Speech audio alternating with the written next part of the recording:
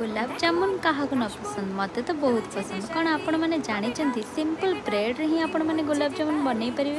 चलतु देखा मुझे बनाऊँगी आ रेसिपी डिटेल्स मो डिस्क्रिप्शन रे अच्छी प्लीज चेकआउट करने। শিউলি মাখা গল্প আগমনীর সুর তোমার টুলির গন্ধ